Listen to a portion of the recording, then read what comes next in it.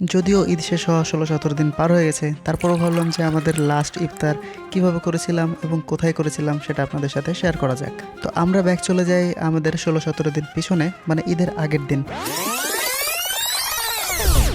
ঈদের আগের দিন বেসিক্যালি আমরা সবাই একসাথে সম্মিলিত হই, যেখানে আমাদের ভাই ব্রাদার সবাই ছিল এবং সবাই ছুটিতে আসার পরে প্রথম ২-১ দিন সবাই বাড়িতে ইফতার করে। সেহেতু আমরা প্ল্যান করি যে আমরা যেদিন ঈদ হবে তার আগের দিনই সবাই একসাথে ইফতার করব। কিন্তু এখানে একটা বিষয় আছে, আমরা প্ল্যান করেছিলাম যে আমরা ইফতার করব এমন একটা জায়গায় যেখানে জনমানব কোলাহল কিছু থাকবে না, এসব থেকে পুরোপুরি ভিন্ন একটা জায়গায়, যেখানে আমরা একদম প্রকৃতির মাঝে, একদম ন্যাচারের মাঝে আমরা সবাই বসে ইফতার করব। তো যেই কথা সেই কাজ, একদম টাইম অনুযায়ী আমরা ১-১.৫ ঘন্টা আগে সবাই চলে আসি বাজারে আসার পরে আমাদের যে খুচরা যে বাজারগুলো করা ছিল, যেমন তরমুজ এবং বিভিন্ন ধরনের যেগুলো দিয়ে আমরা ইফতারি করব, জিলাপি, পেঁয়াজি, তারপরে হচ্ছে মুড়ি, সব কিছু আমরা যে যার মতো আলাদা আলাদাভাবে আমরা বাজার করে একসাথে আমরা রওনা দিয়ে ফেলি।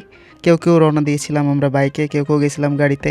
তো আমরা সবাই এমন একটা জায়গা ডিসাইড করি যেটা একদম সুন্দর একটা পরিবেশ, একদম প্রাকৃতিক একটা পরিবেশ, যেখানে নদীর পাড়ে বসে আরও অনেক সবাই ছিল, শুধু আমরাই ছিলাম সেটা না, অনেক সবাই ছিল। মানে সেই জায়গাটা অসম্ভব সুন্দর। যদি আপনারা কখনো এইরকম জায়গায় ইফতার করে থাকেন তাহলে অবশ্যই কমেন্ট বক্সে জানাবেন। আর এটাও জানাবেন যে আপনাদের বাসায় মানে মানুষজনের মধ্যে বা হচ্ছে যে কোলাহলের মধ্যে ইফতার করতে বেশি ভালো লাগে, নাকি প্রাকৃতিক পরিবেশে এরকম একটা জায়গায় ইফতার করতে ভালো লাগে। তো কেমন মজা লিবা? কেমন মজা লিবা? না তুমি কেমন মজা লিবা? একটা কথা বলি ভাই। হ্যাঁ বলো। আমার বন্ধু ভাই আপনাকে খুব ভালোবাসে। আপনি ভালোবাসা দেখতে না তো আপনাকে খুব ভালোবাসে ভাই। কিভাবে বুঝবো? আপনার দুই একটা কথাতে ও কিন্তু উগ্র হয়ে যাচ্ছে ভাই। এটাও আমি ঠিক করে দেব। বড় ভাই যেটা বলবে তোর আর গার্লফ্রেন্ডরা যে প্রতিদিন ঝগড়া করে তখন তো উগ্র হয় না? মামা না, ভাই যে প্রশ্ন করেছে তুমি সুন্দরভাবে উত্তরটা দিয়ে দাও। দাও। দিলে ভাই খারাপ হয়ে যাবে। আমি দিতে চাই না।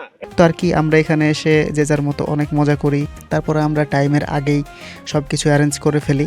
আসলে আমি যদি বলি যে আমরা সবাই অ্যারেঞ্জ করি সেটা না, সম্পূর্ণ কাজ করেছে আমাদের রাফি সব কিছু অ্যারেঞ্জমেন্ট করে দেন, সব কিছু মাখামাখি করে। তো আমরা চাইছিলাম একদম থালামালা নিয়ে না, আলাদা আলাদা ভাগ করে না, আমরা একসাথে বসে সবাই একসাথে খাবো।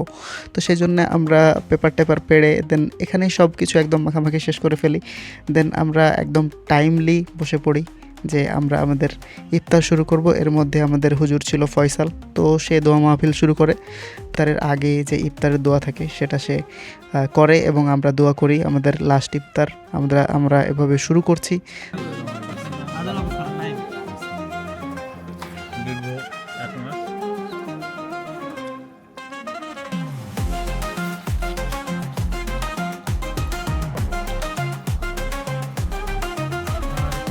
আমরা আমাদের ইফতার শেষ করে দেন আমরা আবারও বেশ কিছুক্ষণ আড্ডা দিয়ে দেন আমরা রওনা দিয়ে ফেলি বাসার উদ্দেশ্যে। জানি না নেক্সট আবার আল্লাহ বাঁচিয়ে রাখলে কখন ইফতার হবে, হয়তো বা নেক্সট ঈদে একসাথে ইফতার হবে যদি আল্লাহ সবাইকে হেফাজতে রাখে, বাঁচিয়ে রাখে।